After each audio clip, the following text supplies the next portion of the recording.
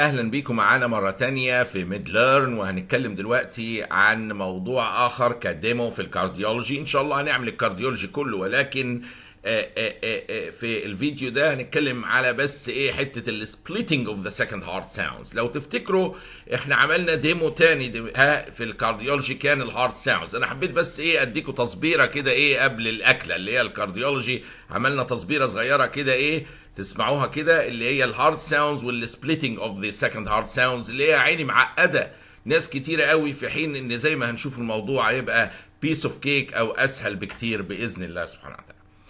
طيب دلوقتي انا لو هتكلم على السبليتنج اوف ذا سكند هارت ساوندز، هي الفكره كلها عباره عن ايه؟ ان الاورتيك كومبوننت بتاع السكند هارت ساوند ده مكون من جزئين. جزء جاي اللي هو افكركم بيه سببه كلوجر اوف اورتيك and pulmonary valves، هو سبب السكند هارت ساوندز. كلوجر اوف ايه؟ aortic and pulmonary. S1 الفيرست كانت كلوجر اوف mitral وترايكاسبيد اللي فوق، لا دي كلوجر اوف aortic وبالمونري فالفز.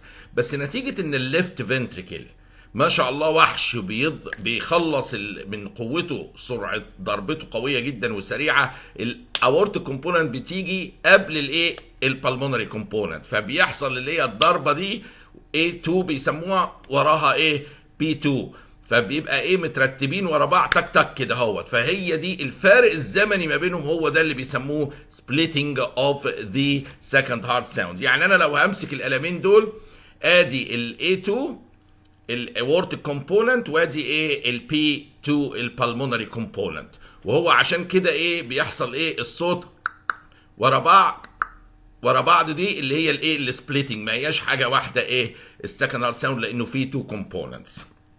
فلو هنبدا نرسمهم ونشوفهم مع بعض زي ما شرحنا كده، الايه النورمال ايه سبليتنج، في عندي اورتيك كومبوننت اهو اللي هو بالاحمر ده زي ما شفناه، وفي ايه البالمونري ايه كومبوننت اللي ايه اللي هو بالايه بالازرق ده. يبقى انا عندي الاورتيك كومبوننت والبالمونري ايه component of the second heart sound، والمسافة ما بينهم دي اللي هي ايه؟ السبليتنج. طيب لو هنيجي نتكلم على اسباب وايد سبليتنج، تعالوا نشوفها ايه مع بعضينا.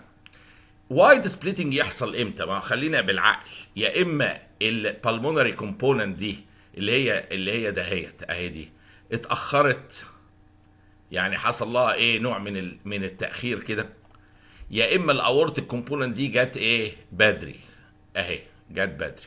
يعني باختصار شديد، لو انا ادي الاورتيك كومبوننت اهو وادي البالمونري كومبوننت، الوايد سبليتنج يجي امتى؟ يا البالمونري دي اتاخرت اهو، شوفوا الرسمه حتى فوق، يا اما الاورتيك دي ايه جت بدري. ما فيش احتمال اخر، يعني هو ده اللي يعمل ايه وايد سبليتنج او وايد سبليتد سكند هارت ساوند.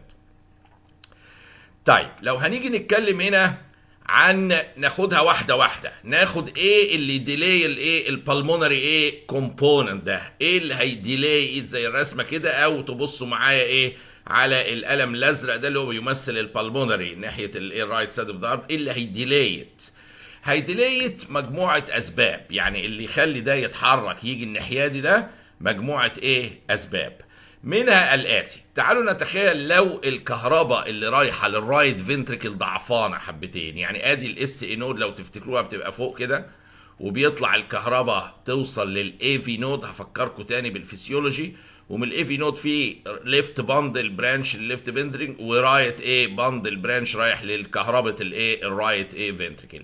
تصوروا لو انا عندي رايت باندل برانش بلوك زي العلامه ايه السوداء اللي انا عاملها دهيت دي، رايت باندل ايه برانش بلوك. هنا ايه اللي هيحصل؟ الكهرباء اللي رايحه للرايت فنتريكل هتبقى ايه ضعفانه، وبالتالي البالمونري كومبوننت بتاع الرايت فنتريكل ايه هيبقى ديليد. ما هو الكهرباء ضعيفه، يحصل ايه في السبليتنج في الحاله دي؟ اهو يوسع زي الرسمه اللي فوق كده في الرايت باندل برانش بلوك اهو. البالمونري كومبوننت ما هو بتاع الرايت سايد البالمونري، والرايت فين هيبقى ايه ديليد. الانس بقى ديليد، يبقى ادي السبليتنج اهو ايه المسافه اهي وسعت، بعد ما كان السبليتنج الحته الصغيره دي بس البالمونري كومبوننت اتاخر وراح الناحيه دي، فايه وسع الايه السبليتنج.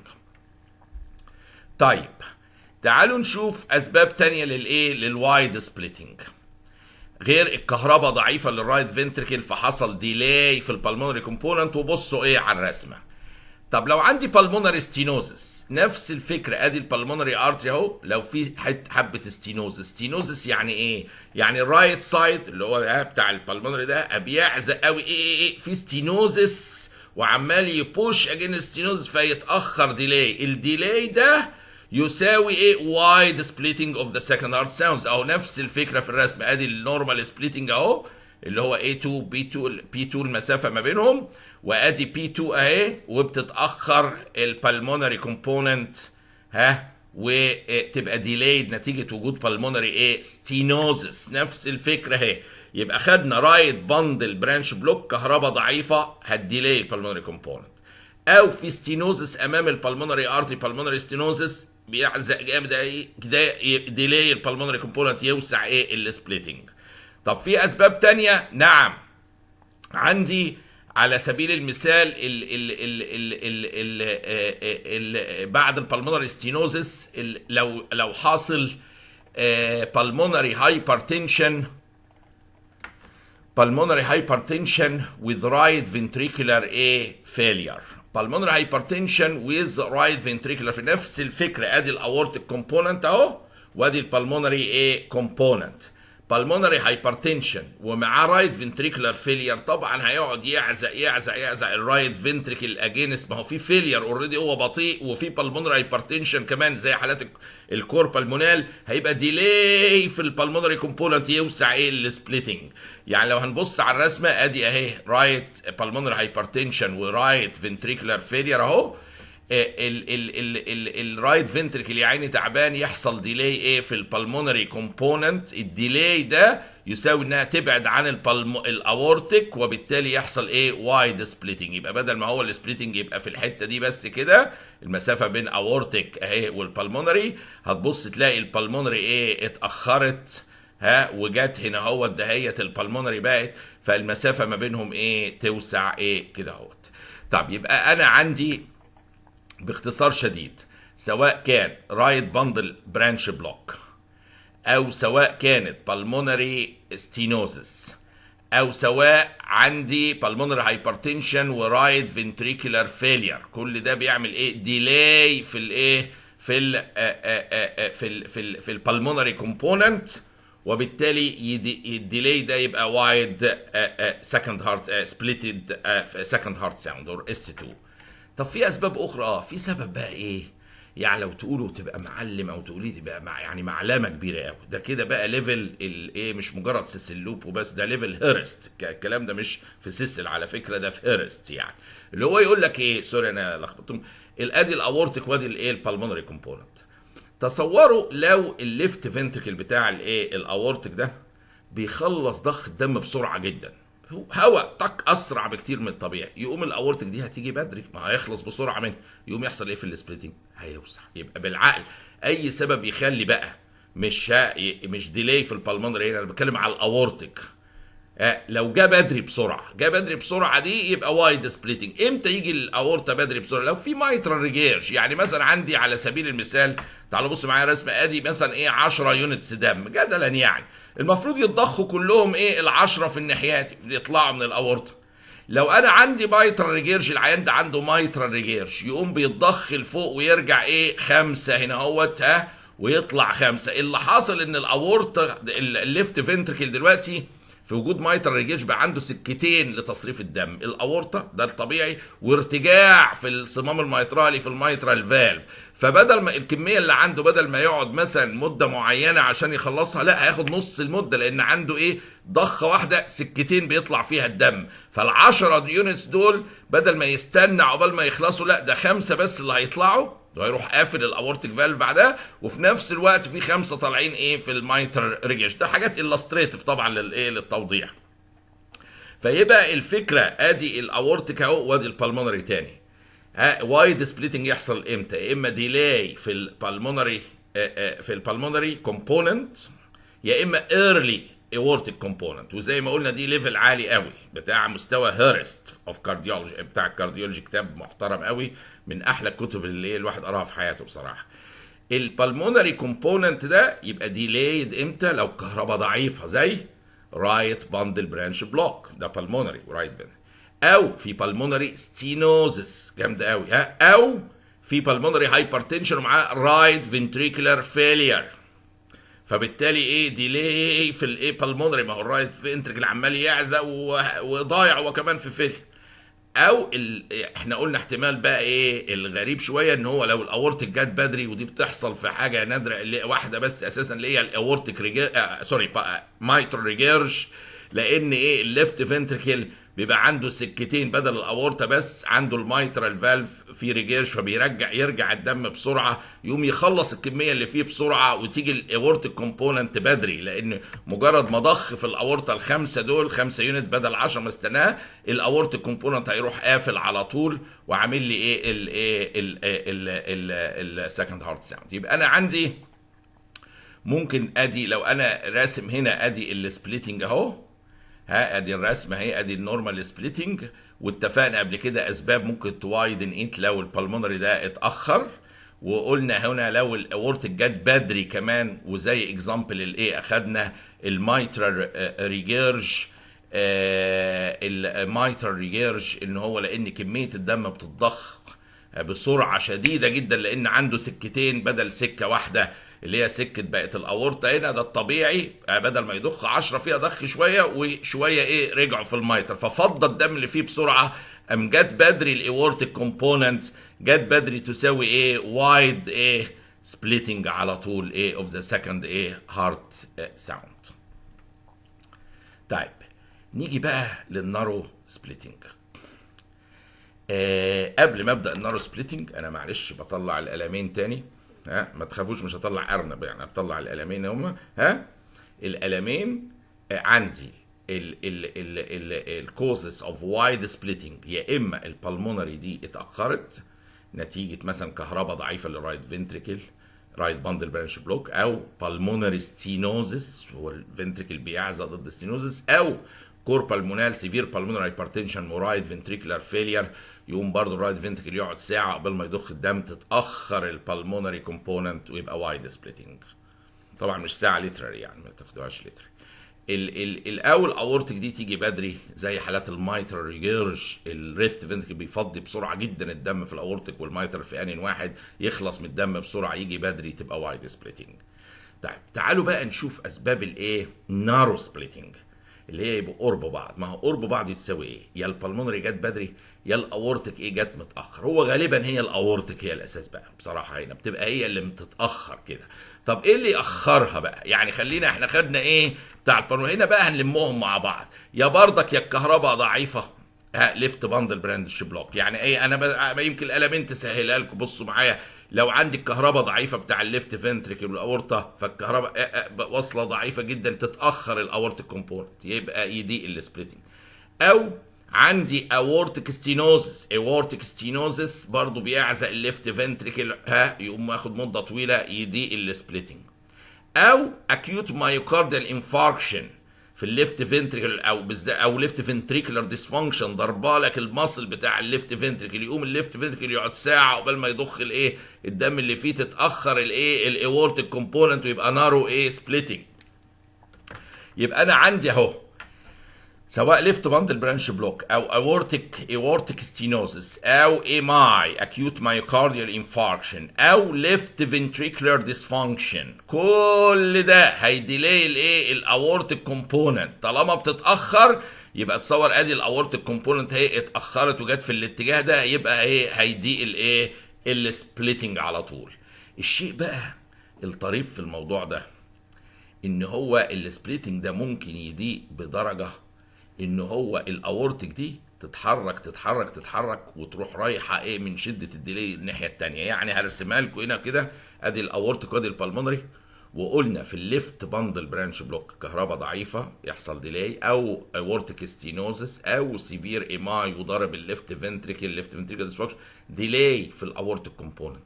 تصوروا بقى لو قعدت ديلي لحد ما جت بعد البلمونري، يبقى انا عندي بعد ما كان الوضع تك تك تك بقى تك تك ايه الفرق ما بينهم؟ يعني هو ده السؤال اللي بيطرح نفسه.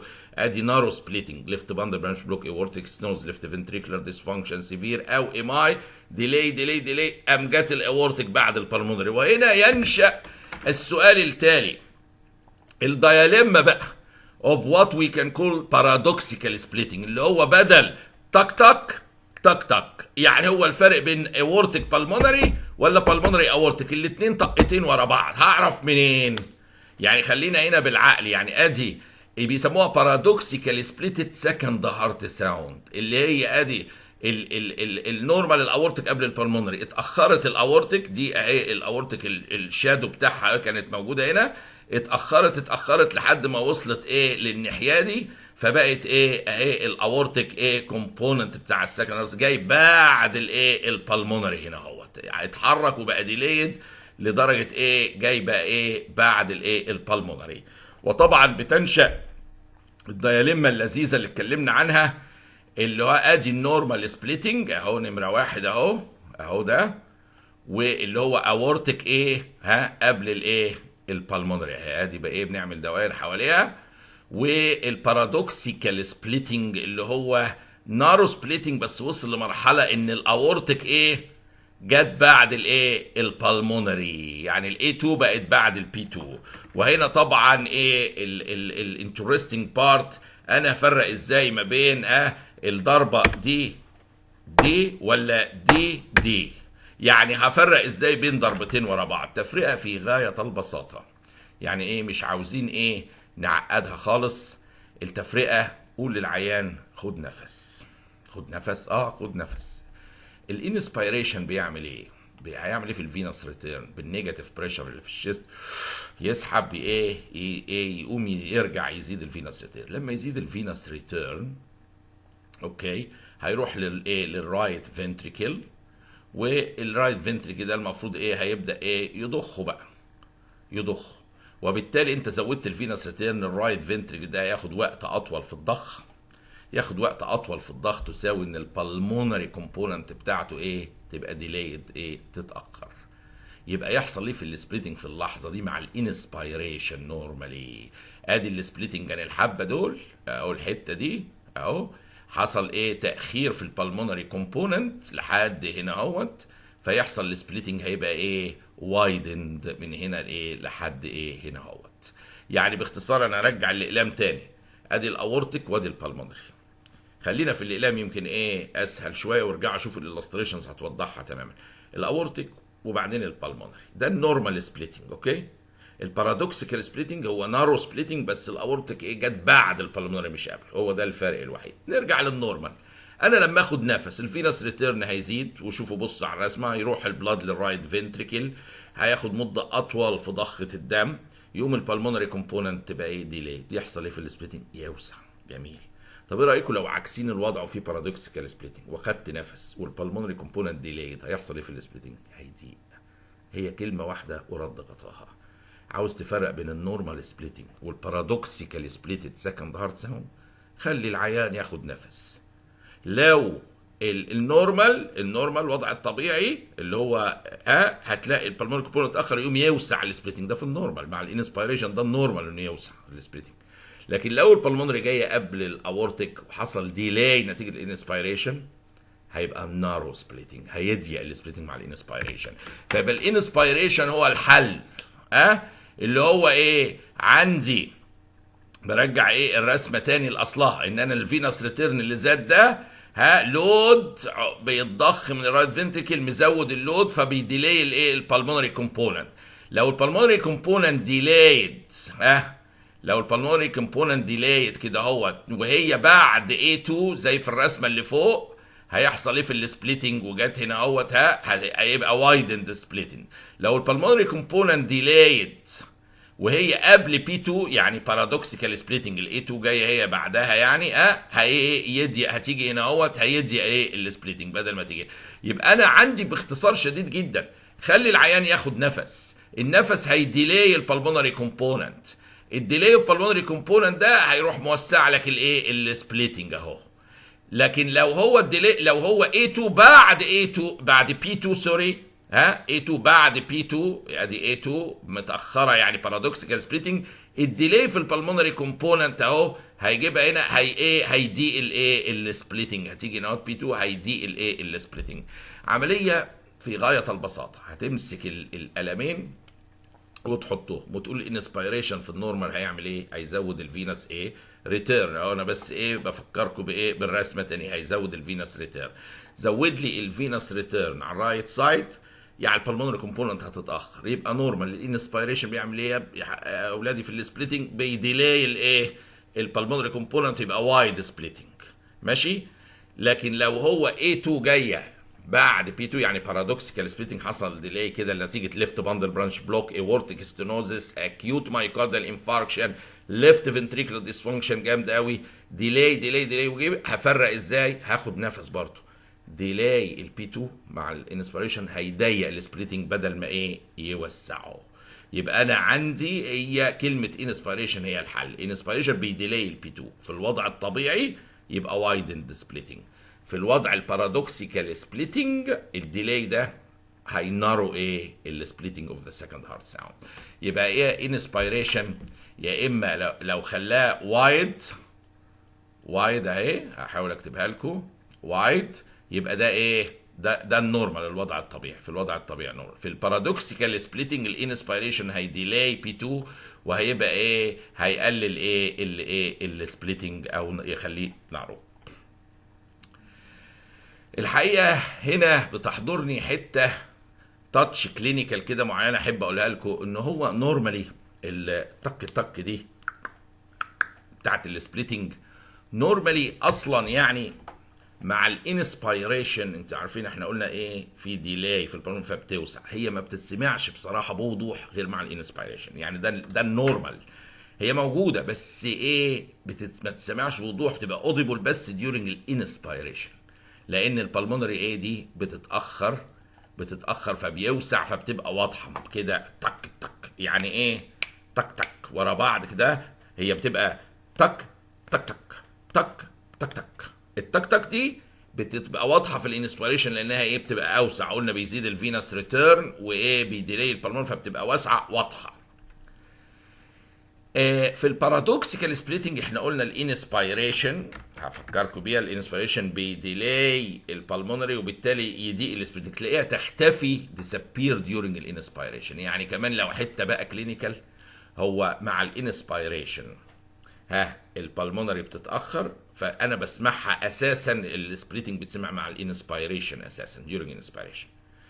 ده في النورمال. في البارادوكسيكال سبليتنج البلمونري بتيجي قرب في الانسبيريشن، بتتاخر بتيجي قربها فتختفي مع الانسبيريشن. يبقى في واحده بتتسمع مع الانسبيريشن ده النورمال، وواحده تختفي مع الانسبيريشن ده البارادوكسيكال سبليتد سكند او البارادوكسيكال سبليتنج اوف سكند هارت ساوند. والاثنين سببهم ديلاي في البي 2 مع الانسبيريشن زائد فينس ريتيرن. واحده الديلاي هنا اهوت زي الرسمه كده بيوسع السبليتنج، واحده الديلاي بيقلل الايه السبليتنج، بيجيبها هنا اهوت كده بيقلل السبليتنج فتختفي ديورنج الايه انسبيريشن. يعني باختصار شديد جدا في النورمال انا بسمع السبليتنج نورمالي اثناء الانسبيريشن. لو اختفى اثناء الانسبيريشن يبقى في بارادوكسيكال ايه سبليتنج. وبص على رسمه تاني وتخيلوا بي 2 لما هتبقى ديلايد هيحصل ايه في النورمال، وبي 2 لما هتبقى ديلايد هيحصل ايه في البارادوكسيكال سبليتد سكند هارت ساوند. فما تتخضوش من كلمه، عمليه منتهى البساطه. بتحط الايه الاثنين دول اورتيك وبالمونري، وبلمها لكم تاني اهو عشان ايه ما حدش يتلخبط. الوايد سبليتنج يحصل امتى؟ لو في اتفقنا حاجه في الرايت فنتريكل في ناحيه البالمونري بالديلاي، زي مثلا ايه الرايت باندل برانش بلوك، او بالمونري ستينوزس، او سيفير بالمونري هايبرتنشن والرايت فنتريكولار فيلير. ديلاي اهو من الفيلير بديلاي بنسمعها. طيب لو العكس عندي ليفت باندل برانش بلوك هيديلاي الاورتيك، هتيجي كده. لو عندي اورتيك ستينوز، لو عندي مايوكارديال انفارشن ضرب الليفت فنتريكولار فانكشن، كل ده هيديلاي الاورتيك فيحصل نارو سبليتنج لحد ما توصل تعدي وتبقى بارادوكسيكال سبليتنج. عدينا وبقينا بارادوكسيكال، خلي العيان ياخد نفس. بدل في الوضع الطبيعي اللي هو ادي A2 وادي P2 النفس بيديلي البالمونري لان بيزود الفينس ريتيرن فيوسع السبليتنج. في البارادوكسيكال سبليتد سكند هارت ساوند الديلاي ده في اثناء الانسبريشن هينرو الايه السبليتنج. فاحنا نورمالي حتى بنسمع السبليتنج بوضوح اثناء الانسبيريشن وبيختفي او مبيبقاش واضح قوي اثناء الاكسبيريشن، فاساسا بسمعه في الانسبيريشن. ولكن في البارادوكسيكال سبليتنج بيختفي مع الايه الانسبيريشن نتيجه الديلاي بتاع البلمونري فيبقوا قرب بعض كده قوي يختفي ايه السبليتنج يديسابير السبليتنج. هنا الموضوع يعني مجرد ما ترجعوا للإلستريشن وتتخيلوها اسهل زي ما قلنا من بيس اوف كيك. يعني الموضوع ايه تحطوا صوابعكم كده وعاوزكم تمشوا في الكليه ايه تعملوا ايه بقى اورتيك بالمونري كده تلونوا ده احمر وده ازرق ولحد سالكم انتوا ايه تبع مين يقولوا تبع دكتور طارق ما تقلقوش يعني. اوكي طيب تعالوا بقى ايه هنتكلم على حاجه كده اكيد عدت عليكم اسمها فيسيولوجيكال سبليتنج. ايه فيسيولوجيكال سبليتنج دي؟ العيال الصغيره واليانج ادلتس بيبقى الهارت اورب الشيست وول والسيركيوليشن القلب يعني ما شغال بقوه اكتر من الناس الاكبر سنا، فممكن تسمع الاصوات بوضوح اكتر. يعني فبتلاقي نورمالي في سبليتنج واضح قوي. سوري انا اسف واضح قوي السبليتنج ايه في اليانج ادلتس وفي التشيلدرن. بنسمع ايه السبليتنج في التشيلدرن والايه واليانج ادلتس ده نورمالي بيسموه فيسيولوجيكال ايه سبليتنج. طب انا افرقه ازاي ان ده فيسيولوجيكال او باثولوجيكال؟ يعني انا اهو عندي فيسيولوجيكال وعندي ايه باثولوجيكال. الاحتمال الاولاني اهو نتيجه وايد سبليتنج في يانج ادلت او في تشايلد ممكن يبقى فيسيولوجيكال يعني وضع طبيعي ان هو الهارت بيبقى ما شاء الله يعني شغال زي الفل والسبليتنج مسموع بوضوح جدا. ممكن ده فيسيولوجيكال سبليتنج. وممكن يبقى باثولوجيكال نتيجه عنده مشكله في الهارت معينه كونجينيتال هارت ديزيز روماتيك وات ايفر مأثره في السبليتنج او مشكله اخرى. هفرق ازاي؟ التفرقه هنا ببساطه جدا. خلي العيان يقوم يقف ستاند اب، قول له اقف بدل ما هو نايم في السرير يقف. لما العيان يقف هيحصل ايه في الفينس ريتيرن؟ الفينس ريتيرن معروف ان انت لما ننام كده سوباين الفينس ريتيرن ايه بيزيد. لما الواحد ايه بيقف ستاندنج الفينس ريتيرن بالجرافيتي ايه بيقل. لما الفينس ريتيرن هيقل خلونا كده ايه بالعقل مع بعضينا. فينس ريتيرن هيقل بكميه الدم اللي رايحه الرايت فنتريكل اهو الرايت بتاعت البالمونري هتبقى اكتر ولا زي ولا قلت هي كمان هتقل لان الفينس ريتيرن هيقل. يبقى انا مع الستاندنج الفينس ريتيرن بيقل يقوم الرايت فنتريكل كميه الدم اللي رايحه له هتقل يبقى يخلص منها بسرعه والبلمونري كومبوننت دي تيجي بدري صح. طيب ده فيسيولوجيكال سبليتنج. لو خليت العيان يستاند اب فينس ريتيرن بيقل كميه الدم اللي رايحه للرايت فنتريكل هتقل يخلص منها بسرعه تيجي بدري ايه يبقى نارو سبليتنج. يبقى ايه الرسمه في الاولانيه الفيسيولوجيكال سبليتنج مع الستاندنج ده اللي هو قلل الفينس ريتيرن ده البلمونري كومبوننت دي هتيجي بدري الرايت فنتريكل هيبقى كميه دم قليله اللي داخلاله هيخلص منها بسرعه يقوم البي 2 ايه تيجي بدري ايه ويبقى نارو ايه سبليتنج. المفروض ارسمها ازرق دي بس لا مش سهله في الرسم. طب باثولوجيكال بقى باثولوجيكال دي هتفرق معاك فينس ريتيرن ده هي سببها مرض معين عامل لي وايد سبليتنج ولا هتفرق لا دي ولا دي. لا وقف ان شاء الله وقف على دماغه مش هتفرق ده هي لان سببها المرض والمرض موجود سواء وانت نايم او العيان واقف. فهي دي من اهم ما يمكن ان انا اخلي العيان يقوم يستاند اب. قول له يبقى انا النهارده اهو قلنا فيسيولوجيكال سبليتنج اللي هو ايه اللي هو نورمالي بيتسمع في اليانج ادلتس والتشيلدرن ده وده اتفقنا بنفرقه ازاي. يقول للعيان يستاند اب يقوم يقلل الفينس ريتيرن. لو فيسيولوجيكال سبليتنج اللي هو الاحتمال الاولاني ده الفينس ريتيرن بيشتغل لما بيقلل كميه الدم اللي رايحه للرايت فنتريكل يخلص منها بسرعه يقوم البلمونري كومبوننت ايه تيجي بدري كده اهوت ايه ويضيق السبليتنج.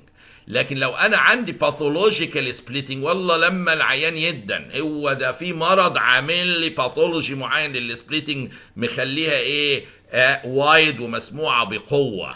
يبقى انا باختصار شديد اخلي العيان يستاند اب الفينس ريتيرن هيقل الدم اللي رايح للرايت فنتريكل، هيخلص من البلمونري كومبوننت دي بسرعه، تيجي بدري معناها نارو سبليتنج على طول. لكن لو باثولوجيكال كونديشن هتفضل المسافه بينهم واحده في الحالتين. يبقى انا في مع السبليتنج ده ساعات ايه بقى، هو بندلعه شويه، ان احنا مثلا ايه نخلي العين ياخد انسبيريشن. لو تفتكروها انسبيريشن هتديلاي البلمونري كومبوننت يقوم يوسع، ده في النورمال. لكن لو في بارادوكسيكال سبليتنج A2 الديلاي ده هيضايق السبليتنج، فتبقى دي بارادوكسيكال ايه سبليتنج لو نفتكر. هنا بقى بنعمل حاجه تانية غير مانوفر تانية بيسموه مانوفرز، انك انت تخلي العيان. انا عندي وايد سبليتنج اهو مسموع بقوه، او سبليتنج مسموع بقوه واضح في تشايلد او في يونج ادلت.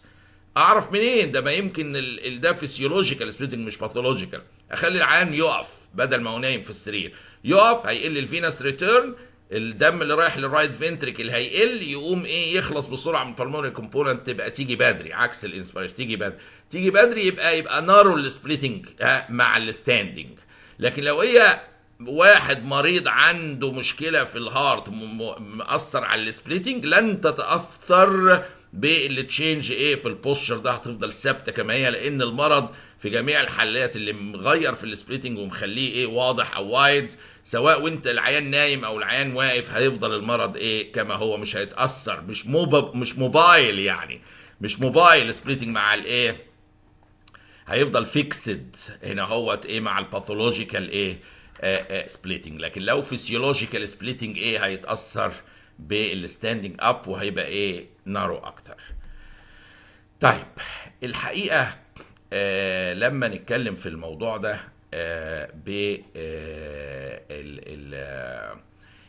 بتحضرني حته مهمه قوي، اللي هي تيستنج لنفسنا. يعني تيستنج ايه صغير كده بنعمله. وانا الحقيقه قبل ما ادخل في التيستنج ده عاوزكم معايا ايه تبصوا على القلمين تاني. واحده الاورتيك كومبوننت اهي، دي الاورتيك، سوري انا ضربت اتنين، هي المفروض واحده بس، ووراها الايه البلمونري كومبوننت. عاوزكم انتوا بقى اللي تقولوا لي، عاوزكم تسمعوني هنا وانا في واشنطن قاعد هنا، تقولوا لي لو حصل ليفت باندل برانش بلوك هيحصل ايه في الاورتيك كومبوننت؟ تيجي بدري ولا ليت؟ يبقى يحصل ايه في السبليتنج؟ نارو، وممكن طبعا تعدي وتبقى ايه بارادوكسيكال. لو ليفت فنتريكولار ديسفانكشن هيحصل ايه؟ هتبقى اورتيك ولا بالمونري؟ اصلا ده ليفت يبقى ايه اورتيك، مظبوط. اورتيك هيحصل ايه؟ تتاخر، يحصل ايه في السبليتنج؟ هتبقى نارو. لو اكيوت مايكاردال انفاركشن ومضروبه الليفت فنتريكولار فانكشن خالص من هيحصل ايه برضو في الاورتيك؟ هتبقى ولا بالمونري اللي هتتاثر؟ اورتيك تيجي متاخره يبقى نارو سبليتنج. طب لو العكس، رايت باندل برانش بلوك كهرباء ضعيفه، يحصل ديلي في مين؟ في الاورتيك ولا في البالمونري؟ في البالمونري ديلي، يحصل وايد سبليتنج. لو عندي بالمونري ستينوزس او رايت فنتريكولار ديسفانكشن، انفاركشن في الرايت، حاجه في الرايت فنتريكل نتيجه فيلير، بالمونري هايبرتنشن جامد، بالمونري ستينوزس، يحصل ديلي في الاورتيك ولا في البالمونري؟ في البالمونري الديلي ده يساوي ايه؟ وايد سبليتنج برضو. يبقى انا عندي ليفت باندل برانش بلوك، اورتيك ستينوزس، سيفير ليفت فنتريكولار ديسفانكشن، نارو سبليتنج، وممكن يوصل ايه بارادوكسيكال زي ما اتفقنا.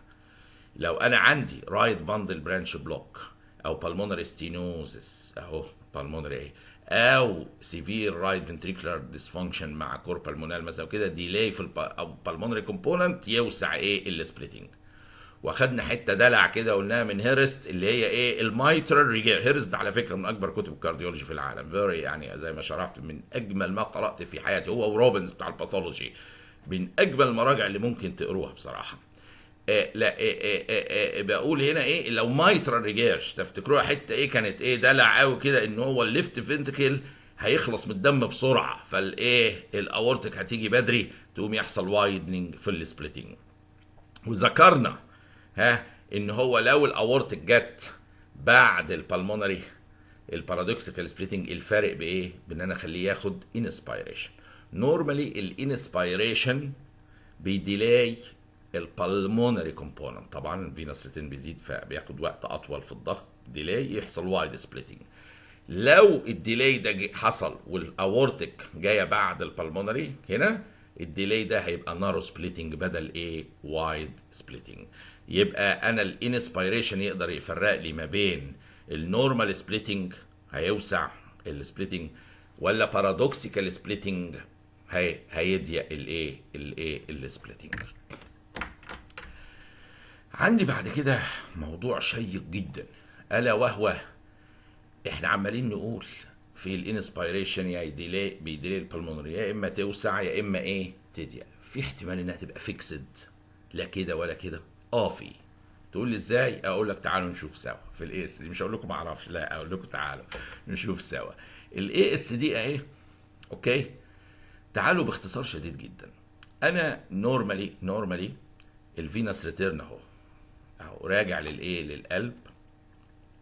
في الاي اس دي بيضاف له كميه ايه دم جايه له من الناحيه الثانيه كده 5 يونتس مثلا. فانا انا عندي يعني مجموعه يونتس 10 يونتس مثلا هنا اهوت، واضفت لها من الناحيه الثانيه اهو نتيجه الاي اس دي اضفت لها 5 يونتس كمان. فالراجل ده يا عيني في النهايه المفروض يضخ كام؟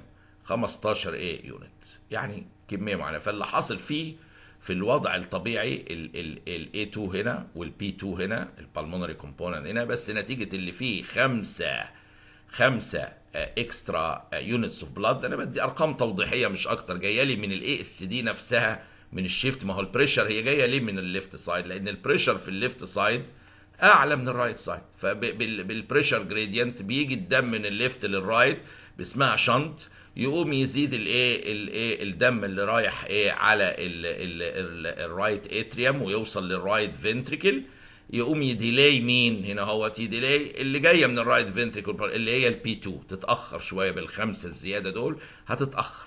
فيبقى نورمالي السبليتنج وضعه في الاي اس دي، عشان بس نبقى واضحين مع بعضينا هنا اهوت. السبليتنج وضعه ان هو وايد سبليتنج. ليه؟ لان البلمونري كومبوننت اهي دي يعني المفروض اللي بيلف ويطلع، يعني معلش هناخدها بعد كده. ادي الاورتيك وادي البلمونري. ففي الاي اس دي في دم كتير رايح من الليفت سايد من خلال الشنط للرايت سايد اوف ذا هارت. الفنتريكل ده بياخد وقت اكتر عقبال ما يضخه، يحصل ديلاي في الاورتيك كومبوننت. الديلاي ده يساوي وايدنينج للسبليتنج.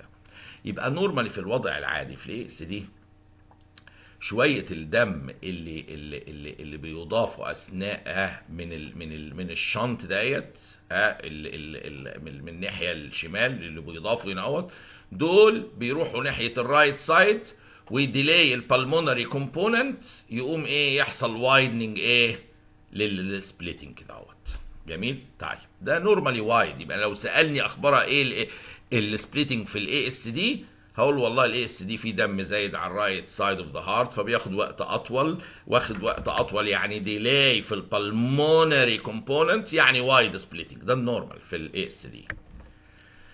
طب تعالوا بقى لو نشوف في الاي اس دي هيحصل ايه مع الانسبيريشن. احنا اتفقنا قبل كده الانسبيريشن يا اما في الوضع العادي هو بيديلاي السبليت، بيديلاي بي 2. فلما يديلاي بي 2 في الوضع العادي هيبقى السبليتنج يوسع اثناء الانسبيريشن.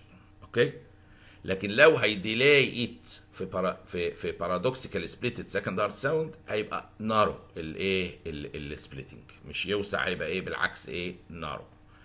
طب تعالوا احنا هنا نبص بصه بقى شويه على الاي اس دي بتفصيله اكثر. معذره انا دوست واحده غلط. هنرجع كده لحظات للاي اس دي تاني. يبقى خدنا الاي اس دي في الاول اهي، وخدنا وشفنا الخمسه يونت الزياده دول ريفلكتد في ديلاي في البلمونري كومبوننت عامل لي وايد سبليتنج. ولكن اذا دخلنا بتعمق اكتر في الاي اس دي هنشوف اثناء الانسبيريشن هيحصل ايه. اثناء الانسبيريشن نبدا من تحت على الشمال كده، بيزيد الفينس ريتيرن. لما يزيد الفينس ريتيرن يزود البريشر في الرايت اتريوم، لان ادي الفينس ريتيرن رجع بزياده، يقوم زاد البريشر في الرايت اتريوم. زاد البريشر في الرايت اتريوم يقوم يبلوك الشنط دي. ما الشنط معتمده على البريشر واطي في الرايت سايد. لو انت عليته بزياده الفينس ريتيرن مع الانسبيريشن اللي هيحصل؟ بلوك في الشنط. فيبقى اللي هيحصل للآتي، ان هو مع الانسبيريشن احنا اتفقنا هي ايه وايد سبليتنج زي كده، ولكن ايه هيحصل حاجه تانية لما اخد انسبيريشن في حاله ايه اس دي. البريشر اللي هيزيد في الناحيه الشمال ده هي نتيجه الفينوس 2 هيبلوك الشنط، فالعشر وحدات اللي هنا اللي كنا شايفينها من شويه بدل ما تتوزع 5 و5 كلها هتطلع الناحيه دي، وهتبص تلاقي بقت الاورتيك كومبوننت اتاخرت، لان بقت بدل ما بيضخ الليفت سايد 5 وحدات بقى يضخ 10، تقوم الاورتيك كمان تتاخر. يبقى انا عندي البلمونري اتاخرت والاورتيك كمان اتاخرت، فيفضل السبليتنج فيكسد. يعني انا تاني انا ايه بذكركم بيها ان في 10 وحدات هنا كانت بتتوزع ايه 5 و5 الخمسه هنا هو دول عمل اللي رايحين بالاضافه للفينوس ريتيرن عملوا ديلي في البلمونري كومبوننت وعملوا لي ايه وايد ايه سبليتنج. جميل. لو حاصل ان هو اخدت انسبيريشن في حاله اي اس دي البريشر بيزيد في الرايت سايد اوف ذا هارت، فهيبلوك الشنط، فالعشر وحدات ما مش هتتقسم بقى كلها هتطلع ايه في الليفت فنتريكل، يقوم الليفت فنتريكل ياخد وقت اكتر في الضخ ويحصل ديلي في الاورتيك كومبوننت كمان. يبقى انا عندي اوريدي ديلي في البلمونري كومبوننت اهو، ومع الانسبيريشن ايه موسعها لي، ولكن مع الانسبيريشن حصل ديلي في الاورتيك كومبوننت لان ايه حصل بلوكينج للشنط والدم كله راح على الليفت سايد، حصل ديلي في الاورتيك، ففضل السبليتنج المسافه ما بينهم ايه ثابته لان الاثنين اتاخروا. يعني برجع لاقلامنا تاني، اتفقنا في الاي اس دي في اساسا شيفت من الليفت تو رايت شنط زي ما هنشرحها قريبا ان شاء الله. الدم رايح بالبريشر اعلى في الليفت اتريم من الرايت اتريم، ليفت سايد البريشر فيه اعلى، ففي دم زياده رايح على الرايت سايد، البلمونري كومبوننت دي ايه بتتاخر سنه، يقوم هي وايد سبليتنج. بس وايد ده ما يمنعش ان هي تتاثر بالانسبيريشن، ما هي تتاثر يا كده يا كده، مش كده ولا ايه؟ لا، اللي حصل انسبيريشن له ميكانيزم خاص هنا، قلنا بيزود الفينوس ريتيرن، بيعلي البريشر في الليفت اتريوم في الرايت اتريوم، وبصوا على الرسمه اللي هي معموله ازرق خفيف كده، يعلى البريشر يقوم يبلوك الشنط، يقوم ال10 يونتس اللي كانوا في الليفت سايد بدل ما بيتوزعوا في الشنط في الليفت فين كلهم يروحوا على الليفت فنتريكل، يحصل ديلي كمان في الاورتيك كومبوننت، يقوم يفضل كما هو السبليتنج فيكسد سبليتنج. يبقى انا عندي في الاي اس دي هو في ديلي في البلمونري، ده النورمال، ده الوضع العادي في الاي اس دي، ولكن اثناء الانسبيريشن نتيجه بلوكينج الشنط الدم يروح للليفت سايد اكتر ويحصل ديلي في الاورتيك كمان، يقوم يفضل السبليتنج كما هو. الاثنين بقوا ايه ديلايد، البلمونري في الوضع والاورتيك كمان، فبقى الايه المسافه ثابته، بدل ما كانوا هنا ده ديلايد وده ديلايد، فالمسافه بينهم ثابته، هيفضل فيكسد سبليتنج مع الاتريال سيبتال ايه ديفكت. طب في اسباب تانية تخليه فيكسد سبليتنج؟ والله في عندي مثلا على سبيل المثال السيفير رايت سايدد هارت فيلير. لو اتسالت ايه اسباب يا ابني او يا بنتي الايه الفيكسد سبليتنج، عندنا الاي اس دي شرحناها في الاطفال، وعندنا او في الكبار ممكن الطفل لو ما تعالجش مدد الفينوس ريتيرن باثناء لو في رايت فنتريكولار ديسفانكشن او رايت سايدد هارت فيلير، البريشر بيبقى عالي قوي في الايه في الرايت سايد اوف ذا هارت، لدرجه انه بيبلوك زياده الايه الفينوس ريتيرن اللي بتحصل مع الانسبيريشن. ومع الانسبيريشن المفروض ايه نيجاتيف بريشر يتسحب الدم ويروح يزيد في الايه في الرايت فنتريكل، ده الايه النورمال. يعني انا نورمالي ادي الاورتيك كومبوننت وادي البلمونري، بسحب نفس الفينوس ريتيرن يزيد يروح للرايت سايد اوف ذا هارت، يعمل لود على الرايت فنتريكل، يديلي البلمونري كومبوننت، يوسع السبليتنج، مش كده؟ لو الرايت سايد فيه فيلير والبريشر عالي خلاص للماكسيم، بيقول يعني كاف وكيف، يعني للاخر مليان للاخر مش عارف ياخد زياده، يقوم هاخد انسبيريشن وهيزيد الفينوس بس مش هيعرف يدخل الرايت سايد اوف ذا هارت لان البريشر عالي جدا وهو خلاص ممتلئ وعلى اخره، فانا هاخد انسبيريشن بس مش وهيزيد الفينس ريتير، بس مش هيدخل الهارت نتيجه ان في فيلير والبريشر عالي قوي. ففي الرايت فيلير الجامد والبريشر عالي مش عارف ادخل الدم الزياده ده بتاع الانسبيريشن جوه الهارت، وعشان كده بيفضل السبليتنج ايه كما هو فيكسد في جميع الاحوال، حتى مع الانسبيريشن ايه ما بيحصلش ديلي في البلمونري كومبوننت، لان اصلا مش عارف ياخد الدم المرتجع له اثناء الفينس ريتيرن نتيجه البريشر العالي الرهيب اللي جواه. يبقى انا اسباب الفيكسد سبليتنج ممكن تبقى الاي اس دي، وشرحنا الميكانيزم بتاعها ازاي مع الانسبيريشن يحصل ديلي كمان في الاورتيك كومبوننت نتيجه بلوكينج الشنط، وبالتالي فالاثنين بيتاخروا فيبقى فيكسد سبليتنج.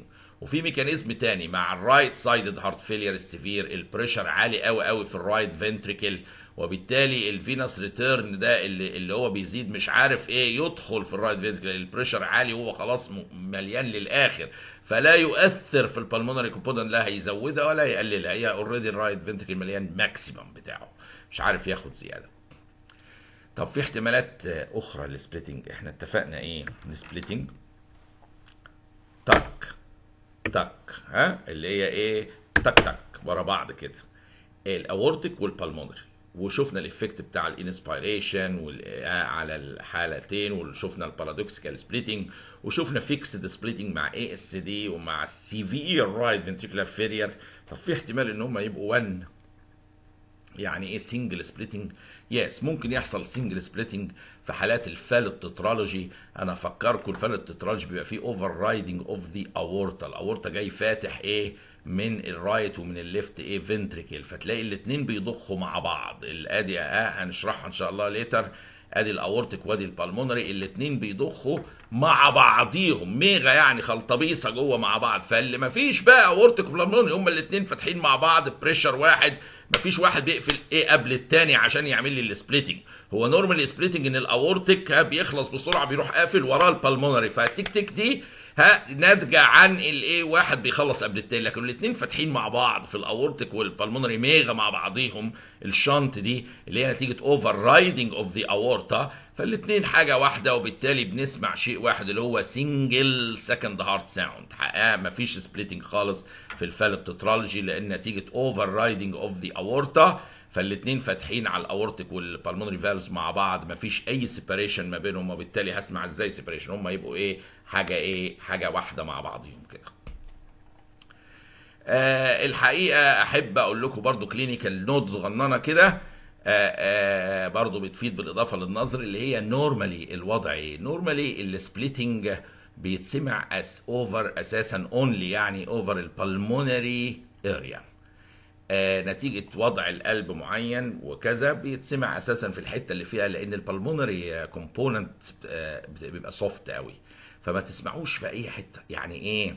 يعني انت عشان تسمع تك تك دي لازم تسمع الطقه الثانيه تك تك اللي هي البالمونري كومبوننت دي، فهو سوفت جدا ما تسمعش قوي بسهوله غير اساسا اونلي على البالمونري اريا اللي هي زي الرسمه كده، اللي هي ادي البالمونري اريا. احنا عارفين في اورتيك اريا وفي ترايكاسبيد اريا وفي مايترال اريا اللي هي الايبكس بتاع الهارت، وفي البالمونري. فاحنا عندي السبليتنج عشان سوفت بي 2 بيتسمع اساسا فين؟ في البالمونري اريا هنا هو فقط، لانه سوفت ومش قادر اسمعه في حته تانية. لو سمعت السبليتنج في الايبكس يعني يبقى في ديفينتلي حاجه ابنورمال حاصله. لو قدرت تسمعه هنا معناها البالمونري ده عالي جدا لدرجه ان انا قادر اسمعه في الايبكس بعيد عن، هو سوفت نورمالي ما بيتسمعش بسهوله غير في البالمونري اريا فقط. كوني اسمعه على الايبكس واسمع سبليتنج على الايبكس تك تك دي يبقى في حاجه ابنورمال زي بالمونري هايبرتنشن معليه كلوزنج بريشر عالي راح لدعه مديله طرقعه جامده. فيبقى نورمالي السبليتنج بتاع اس 2 كان بي هيرد اونلي اوفر مين؟ اوفر البالمونري اريا. لو سمعته على الايبكس يبقى there is definitely something abnormal اللي يخليه يتسمع على الايبكس، يا اما بقى رايت فنتريكل مثلا كبير قوي فبوشنج الهارت كله ناحيات، او عندي اللاود قوي البلمونري كومبوننت بالدرجه ان انا اقدر ايه اسمعه كمان في حته بعيده عن مصدره الاصلي اللي هو البلمونري، قادر اسمعه على الايبكس كمان. يبقى القاعده الذهبيه الكلينيكال هنا بتقول لك ايه؟ اللي نورمال سبليتنج بيتسمع اساس البلمونري كومبوننت بتاعه يتسمع اساسا اونلي ايه اوفر ذا بالمونري اريا. لو سمعته اوفر ذا ايبكس يبقى there is definitely something ايه abnormal.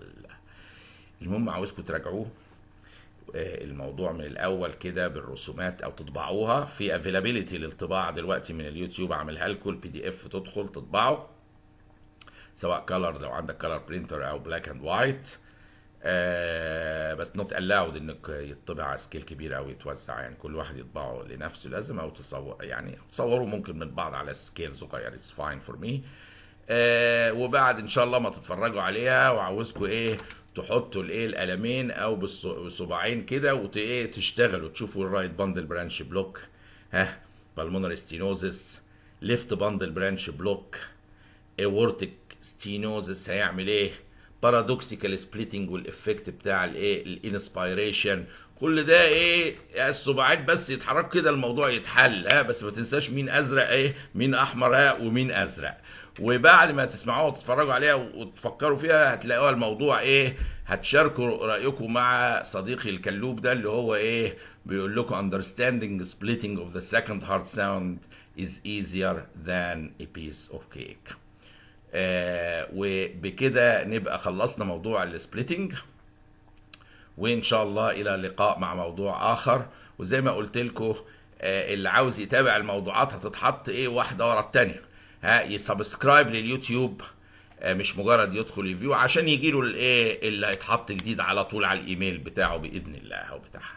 واهلا بيكم كلكم مره تانية من واشنطن دي سي هنا، واتمنى لكم كل خير، واتمنى اجي الميدل ايست قريب والتقي بيكم باذن الله. دي ايه حاجه ايه هديه مني كده ايه لطلبه كليات الطب في العالم العربي وفي العالم كله. في طلبه معادله اوريدي داخله وبتذاكر منها معادلات وكده، فاهلا بيكم كلكم وتشرفنا بيكم. شكرا جزيلا، باي باي.